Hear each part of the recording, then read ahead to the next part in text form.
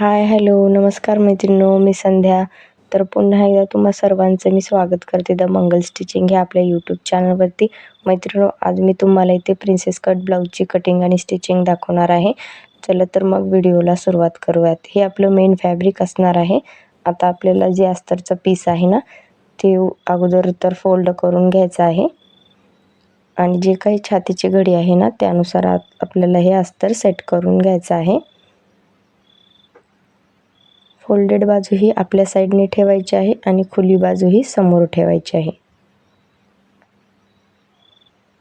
इथे आपल्याला अगोदर बॅक पार्टची मार्किंग करायचं आहे, त्यामुळे आपण फोल्डेड अस्तर आपल्या साईडने ठेवून घेऊया आणि पूर्ण मार्किंग करूया.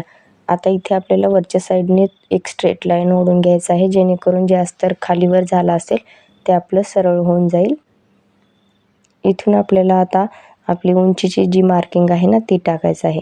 जे काही उंची असेल त्यामध्ये 1 इंच प्लस करून इथे आपल्याला मार्क करायचं आहे. 14.5 इथे आपल्याला उंची आहे, तयार 13.5 इंच होणार आहे. तिथून एक स्ट्रेट लाईन ओढून घेऊया. आता इथे आपल्याला शोल्डरचं माप टाकायचं आहे. जी आपण लाईन ओढली आहे ना, त्यावरती शोल्डर टाकायचं आहे. 5.25 इंचचं इथे आपल्याला शोल्डर टाकायचं आहे. 5 इंचला 2 लाईन कमी म्हणजेच 5.25 इंच. आता त्यानंतर 5.25 इंच मुंढा टाकायचा आहे. खालून सुद्धा 5.25 इंचावरतीच इथे आपल्याला टिक करून घ्यायचे आहे, मगच स्ट्रेट लाईन ओढून घ्यायचं आहे. आता इथून आपण मुंढा जोडून घेऊया. आता आपल्याला छातीचं माप टाकायचं आहे. छातीचा चौथा भाग 7.5 इंच आहे, तो मी टाकून घेत आहे. तुमचा जे काही असेल तोच तुम्ही इथे घ्यायचा आहे. त्यासमोर 1.5 इंच एक्स्ट्रा शिलाई मार्जिन घ्यायचं आहे. खाली कमरेचा चौथा भाग 6.5 इंच, 1 इंच टक्ससाठी घेऊया आणि समोर 1.5 इंच एक्स्ट्रा शिलाई मार्जिनसाठी घेऊया. इथे तुम्ही 2 इंचपर्यंत शिलाई मार्जिन घेऊ शकता. आता ही लाईन स्ट्रेट ओढून घेऊया आणि मार्जिनला मार्जिन जोडून घेऊया. मुंडा आपण इथे जोडून लाईन ओढून घेतलेली आहे. आता मुंड्याच्या कोण्यावरून आपल्याला इथे 1.5 इंचावरती एक सरळ लाईन ओढून घ्यायचं आहे आणि गोल असा मुंड्याला आकार देऊन घ्यायचा आहे. हा आपला बॅक पार्टचा मुंडा आहे. इथे आपली बॅक पार्टची मार्किंग करून झालेली आहे. गळा मी इथे मार्क केलेला नाही, मी तो स्टिचिंगच्या व्हिडिओमध्ये मी तुम्हाला समोर दाखवेल. गळा रुंदी आपण इथे 2 इंचाची टाकून घेऊया. गळा लांबी 9.5 इंच तयार आहे. 10 इंच प्लस करून घेऊया. खालून सुद्धा आपल्याला 2.25 इंच गळा रुंदी ठेवायचा आहे. वरून 2 इंच अशा प्रकारे गोल असा आकार देऊन घ्यायचा आहे आणि ते जशास तशी मार्किंग आपल्याला कट करायचं आहे. मुंडा सुद्धा आपण जशास तसा कट करून घेऊया.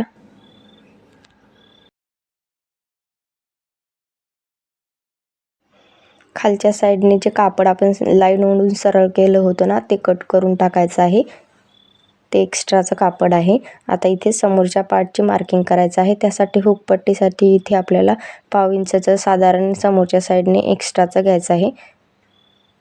अशा पद्धतीने मी 1/2 इंचाची एक सरळ लाईन ओढून घेतलेली आहे आणि त्या बाजूने आपल्याला हा बॅक पार्ट अशा पद्धतीने सेट करायचा आहे. मग पूर्ण चारही बाजूने मार्क करून घ्यायचं आहे. ह्या लाईनच्या बाजूला हे आपल्याला बॅक पार्ट ठेवून घ्यायचं आहे. आता पूर्ण चारही बाजूनी मार्किंग करून घेऊया. खालच्या साईडने इथे आपल्याला 1/2 इंचचं एक्स्ट्रा घ्यायचं आहे, कारण का आपल्याला इथे समोरच्या साईडला क्रॉसपट्टी अटॅच करायचं आहे, त्यासाठी आपल्याला एक्स्ट्राचं लागणार आहे.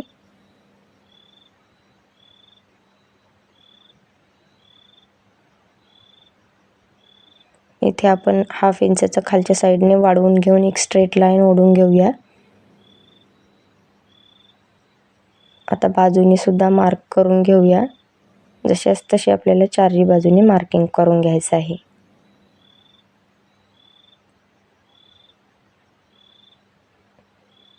आता हे पार्ट आपण बाजूला करूया. आता मुंढा परत आपल्याला मार्क करायचा आहे आणि एकदाचं चेक करायचं आहे. आपल्याला परफेक्ट मुंडा आलेला आहे 6.5 इंच. आता इथे आपण क्रॉसपट्टीची मार्किंग करूया. वरच्या साईडने 3.5 इंच आणि खालच्या साईडने 2.25 इंच अशा प्रकारे आपण इथे क्रॉसपट्टी टाकून घेतलेली आहे. आता समोर आपल्याला इथे टक्सची मार्किंग करायचं आहे. त्या अगोदर आपण गळा मार्क करून घेऊयात. गळा लांबी इथे आपली 6 इंच आहे. 5.5 इंच तयार होणार आहे. गळा रुंदी 2 इंचच टाकायची आहे. जेवढी बॅक पार्टला टाकली होती ना तेवढीच इथे गळा रुंदी टाकायचं आहे. आता अशा प्रकारे समोर गोल असा आकार देऊन घ्यायचा आहे. इथे आपण मुंड्याची मार्किंग करूया. परत 4.25 इंचावरती मुंड्याला एक पॉईंट काढायचा आहे आणि तिथून आपल्याला अशा प्रकारे मुंडा ड्रॉ करून घ्यायचा आहे आणि मग आतल्या साईडने 1/2 इंच गॅप असला पाहिजे. अशा पद्धतीने आपण मुंड्याला आकार देऊन घेऊया. कोण्यावरून साधारणतः 1 इंचावरती आकार देऊन घ्यायचा आहे. समोरच्या मुंड्याला नेहमी आतल्या साईडने आकार द्यायचा असतो. आता इथे आपल्याला टक्सची मार्किंग करायचं आहे. त्यासाठी आपण शोल्डर टू अपेक्स टक्स टाकून घेऊया. 9 इंच इथे आपल्याला शोल्डर टू अपेक्स टाकायचं आहे. त्यानंतर मग खालच्या साईडला 3.5 इंचावरती एक मार्क करायचा आहे. त्यानंतर समोर 1.5 इंच, मग हे लाईन स्ट्रेट ओढून घ्यायचं आहे. मग त्यानंतर त्या समोरची लाईन 2 इंचावरती सरळ लाईन ओढायचं आहे. मग तिथून आपल्याला कर्व असा प्रिन्स कटला एक शेप देऊन घ्यायचा आहे. बघू शकता इथे परफेक्ट असा शेप आपला आलेला आहे. इथे आपली डबल प्रिन्सेस कट कटोरी असणार आहे. खालच्या साईडला बेल्ट आणि वरच्या साईडला प्रिन्सेस कट अशा पद्धतीने आपला इथे ब्लाऊज असणार आहे. आता प्रिन्सेस कटसाठी आपल्याला खालच्या साईडने 1.5 इंच आणि वरच्या साईडने मुंड्याच्या साईडने 1 इंच वाढवून घ्यायचं आहे. फक्त वरच्या पार्टमध्ये वाढवायचं आहे. खालच्या क्रॉसपट्टीला वाढवायची काही गरज नाही. हे आपलं टक्समध्ये मार्जिन लागणार आहे, त्यामुळे आपण बाजूनेच वाढवून घेऊया. आणि आता जी मार्किंग केलेली आहे ना ती आपण जशास तशी कट करून घेऊया. क्रॉसपट्टी कट करून झालेली आहे. आता आपण वरचा भाग कट करून घेऊया. आपल्याला इथे वरचा मुंडा कट करायचा नाही, जो आतमधला मुंडा आहे ना तो कट करायचा आहे. कारण का हा आपला समोरचा भाग आहे, त्यामुळे आपण आतमधला मुंडा कट करून घेऊयात. आता जो टक्स आहे ना तो सुद्धा इथे आपल्याला लगेचच मायनस करून टाकायचा आहे, म्हणजेच कट करायचा आहे आतमधून. इथे आपली प्रिन्स कटची कटोरी तयार करून झालेली आहे. इथे थोडंसं कोना निघालेला दिसत आहे, तो आपण सरळ करून घेऊया.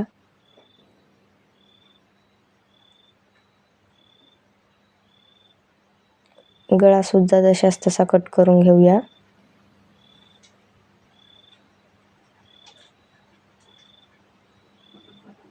गळ्याचा आकार व्यवस्थित करून घेऊया. त्यानंतर आपल्याला हे पूर्ण पार्ट्स आता मेन फॅब्रिकवरती कट करायचे आहेत.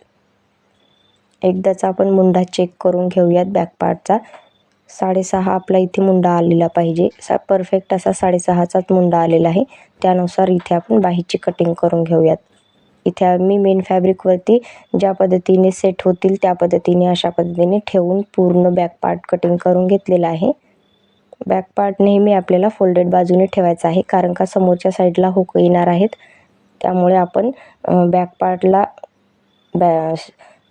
फोल्डेड बाजूनेच ठेवून घेत असतो.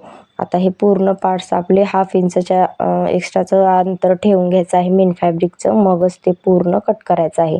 चारही बाजूने आपल्याला अर्ध्या इंचाचं एक्स्ट्राचं फॅब्रिक ठेवायचं आहे, जे मेन फॅब्रिक आहे ना ते, मगच पूर्ण पार्ट कट करायचं आहे. पूर्ण पार्ट कट करून झालेले आहेत आपले. तुम्ही बघू शकता तिथे मी आता पूर्ण पार्ट स्टिचिंगसाठी घेतलेले आहेत. इथे सर्वात आधी तर आपण बॅक पार्ट स्टिच करणार आहोत. जो आपण गळा मार्किंग केलेला होता ना तो सर्वात आधी तर आपण इथे कट करून घेऊयात. ज्या पद्धतीने गळा आहे ना आपण त्याच पद्धतीने कटिंग करून घेऊयात. जर तुम्हाला कोणता वेगळा शेप इथे गळ्याचा ठेवायचा असेल तर तुम्ही इथे ठेवू शकतात. मी गोलच गळा ठेवलेला आहे. त्यानंतर आता हे पूर्ण गळा आपल्याला स्टिच करून घ्यायचा आहे. अगोदर आपण खालच्या साईडने स्टिच करून घेऊयात. साधारणतः 1/2 इंचचं मार्जिन कव्हर करत इथे आपल्याला खालच्या साईडला स्टिच करून घ्यायचं आहे.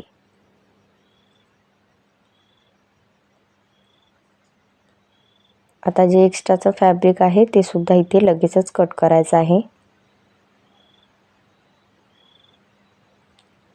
आता आपण वरच्या साईडने गळा स्टिच करूयात.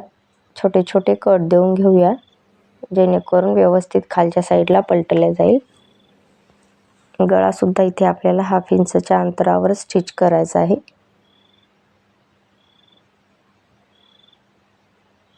ज्या गळ्याचा जो शेप आहे ना त्यानुसार इथे आपल्याला पूर्ण गळा स्टिच करून घ्यायचा आहे.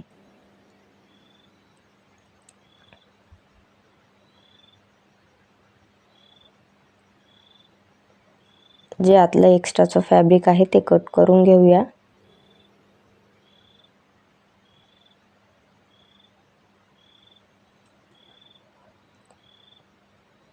आता गळ्यावरती सुद्धा छोटे छोटे कट देऊया, जेणेकरून गळा हा व्यवस्थित खालच्या साईडला पलटला जाईल. गळ्याला नेहमी क्रॉस कट लावायचा आहे, शिलाई कट होऊ द्यायचं नाही. तुम्ही जर सरळ कट लावलात तर शिलाई तुटण्याचे चान्सेस असतात, हे सुद्धा तुम्हाला लक्षात ठेवायचं आहे. ह्या छोट्या छोट्या गोष्टींवर लक्ष देऊनच तुम्हाला काम करायचं आहे, जेणेकरून तुमचं सुद्धा ब्लाऊज हे परफेक्टच तयार होणार आहे. कुठेही ब्लाऊज बिघडणार वगैरे नाही आहे. व्हिडिओमध्ये मी एकदम सोप्या पद्धतीने तुमच्याशी शेअर केलेला आहे. एकदम हळूवारपणे सविस्तर माहिती देऊन मी तुम्हाला व्हिडिओ शेअर केलेला आहे. जर तुम्हाला व्हिडिओ आवडला असेल, चॅनलवरती नवीन असाल तर आपल्या चॅनलला सबस्क्राईब करा आणि व्हिडिओला सुद्धा लाईक करा. थोडा जरी व्हिडिओ तुमच्या काही कामाचा ठरला असेल तर तुम्ही व्हिडिओला नक्कीच लाईक करा. आता इथे आपण गळ्यावरती सुद्धा एक दाबटीप देऊन घेऊया. खालच्या साईडला मी टीप देऊन घेतलेली आहे.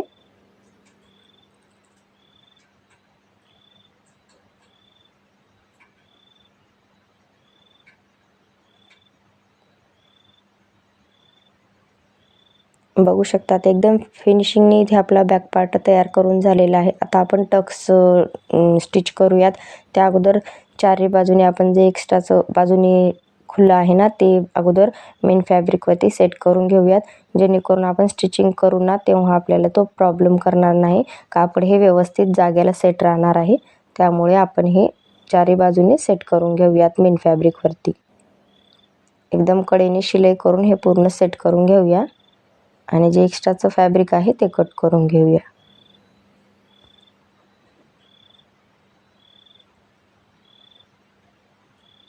इथे टक्सची मार्किंग करून घेतलेली आहे मी. तुम्ही सुद्धा अशा पद्धतीने टक्सला अगोदर स्टिच करा. खालच्या साईडने जी आतली लाईन आहे ना तिला एकदम स्ट्रेट अशी ओढून घ्या, जेणेकरून जे खालचं कापड आहे ना ते कुठेही फुगा वगैरे येणार नाही. एकदम सरळ आपले एकसारखे टक्स तयार होतील.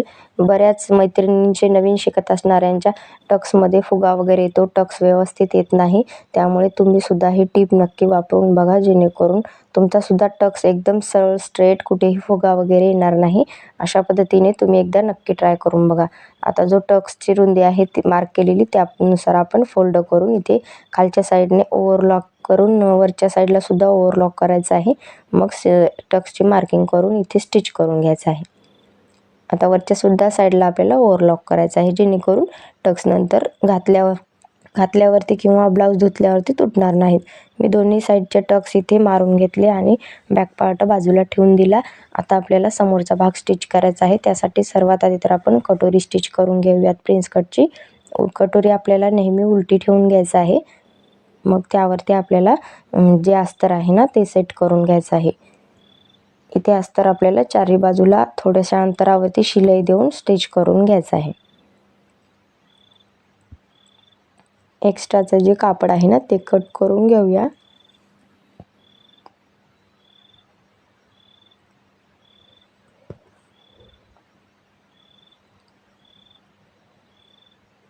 आता ह्याच पद्धतीने आपण दुसरी सुद्धा कटोरी सेम स्टिच करून घेऊयात.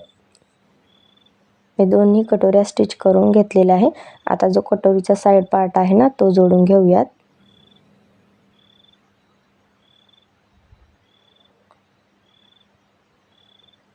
इथे आपली जो आपला भाग आहे ना तो आतमधून कट करायचा आहे. मग सरळ फॅब्रिक ठेवायचं आहे आणि त्यावरती हे दोन्ही पार्ट असे ठेवून घ्यायचं आहे. इथे आपल्याला सरळ भागावरती हे पार्ट ठेवायचं आहे, कारण का आपल्याला इथे गळ्याला फिनिशिंग द्यायचं आहे. जर तुम्हाला गळ्याला गोट लावायचा आहे तर तुम्ही इथे उलट्या साईडने ठेवून स्टिच करून नंतर गोट लावला तरी चालेल. मी इथे गळ्याला फिनिशिंग दिलेली आहे, गोट लावलेला नाही, त्यामुळे अशा पद्धतीने मी स्टिच करून घेतलेलं आहे. आता छोटे छोटे गळ्यावरती टीप दिलेली आहेत, छोटे छोटे कट देऊन घेऊया. त्यानंतर आतल्या साईडने आणखी एक दाब टीप देऊन घेऊया मेन फॅब्रिकवरती. जो आपलं अस्तरची पीस आहे ना, त्यावरती आपल्याला ही टीप द्यायचं आहे आणि खालच्या साईडने पलटून घ्यायचं आहे, जेणेकरून गळा हा व्यवस्थित आपला पलटला जाईल. ह्यामुळे मी दाब टीप देऊन घेतलेली होती. आता त्यावरती आणखी एक टीप द्यायचं आहे. आता इथे गळा आपला फिनिशिंगने तयार झालेला आहे. आता बाजूचं पूर्ण आपण मेन फॅब्रिकवरती स्टिच करून घेऊया आणि जे एक्स्ट्राचं कापड आहे ते सुद्धा कट करून घेऊया. बाजूचं जे एक्स्ट्रा कापड उरलेलं आहे ते आपण कट करून घेऊयात. आपल्याला नेहमी अशा पद्धतीने कापड एक्स्ट्राचंच ठेवून घ्यायचं आहे, जेणेकरून स्टिच करते वेळेस आपल्याला काही प्रॉब्लेम येणार नाही. कोणत्याही साईडला मेन जे फॅब्रिक आहे ना ते कमी पडणार नाही.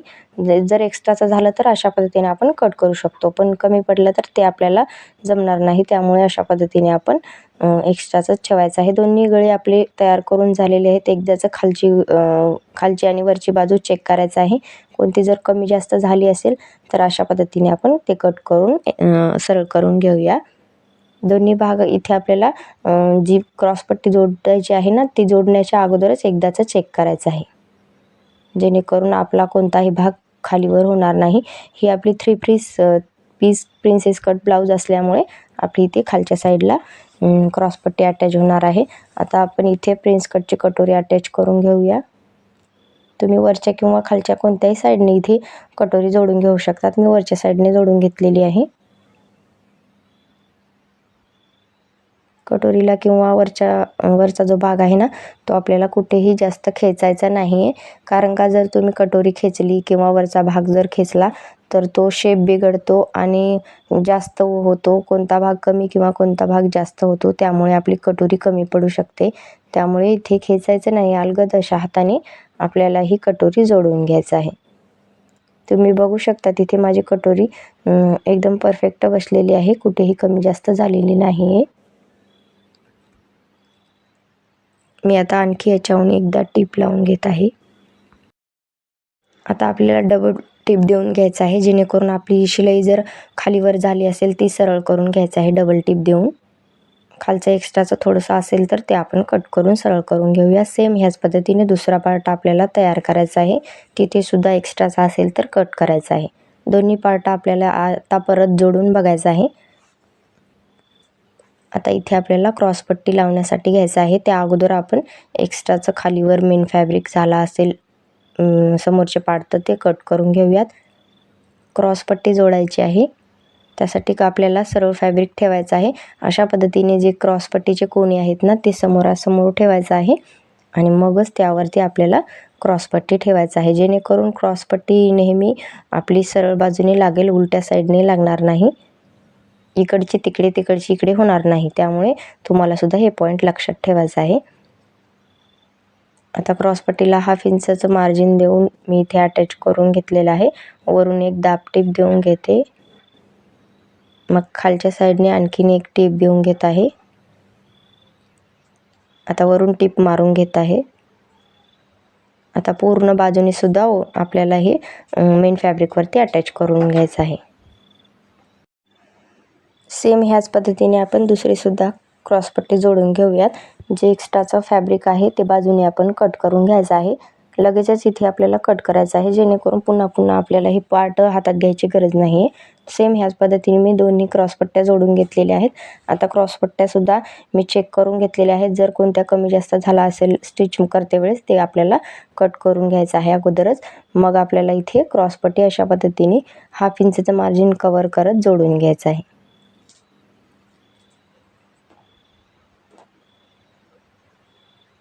दुसरी सुद्धा क्रॉसपट्टी सेम ह्याच पद्धतीने जोडायचं आहे. आणखी एक आपल्याला त्यावरून टीप लावून घ्यायचं आहे. मग वरून एक टीप देऊन घेऊ शकता तुम्ही किंवा नाही दिली तरी चालेल. जे एक्स्ट्राचं बाजूने होतं ते कट केलं, मग आणखी वरून एक टीप देऊन घेतली, जेणेकरून व्यवस्थित आपल्या क्रॉसपट्टीला शेप येईल, कुठेही वरच्या साईडने उचलल्यासारखी होणार नाही. आता हे आपला एक पार्ट तयार करून झालेला आहे. दुसरा सुद्धा त्याच पद्धतीने तयार केलेला आहे. बघू शकतात तुम्ही कोणताही पार्ट खालीवर झालेला नाही. जर छोट्या छोट्या गोष्टींवर लक्ष दिला तर आपला ब्लाऊज कुठेही बिघडणार नाही. आता आपल्याला बॅक पार्ट सेंटरमधून अशा पद्धतीने मोजून घ्यायचं आहे दोन्ही साईडने.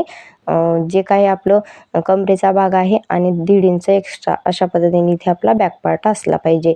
मी इथे अशा प्रकारे चेक करून बघत आहे. वरच्या साईडने सुद्धा 7.5 इंच आपला चौथा भाग आणि त्यानंतर 1.5 इंच एक्स्ट्रा शिलाईचं ते पूर्ण आपलं परफेक्ट आहे. कुठेही एक्स्ट्राचं वगैरे झालेलं नाही. आता आपल्याला हे स्टिच करण्या अगोदरच चेक करायचं आहे. मी इथे समोरचा भागसुद्धा चेक करून घेत आहे. त्यानंतर अशा पद्धतीने ठेवून वरच्या साईडने जर कुठे एक्स्ट्राचं वगैरे वाटत असेल शोल्डरच्या साईडने ते कट करायचं आहे. मग शोल्डर जोडायचा आहे. शोल्डरला इथे समोरच्या साईडने लॉक करून घेत जोडायचं आहे. दोन्ही बाजूने आपल्याला इथे शोल्डर लॉक करायचा आहे. समोरचा भाग हा मागच्या भागावरती आपल्याला इथे उलटा ठेवूनच जोडायचा आहे शोल्डर.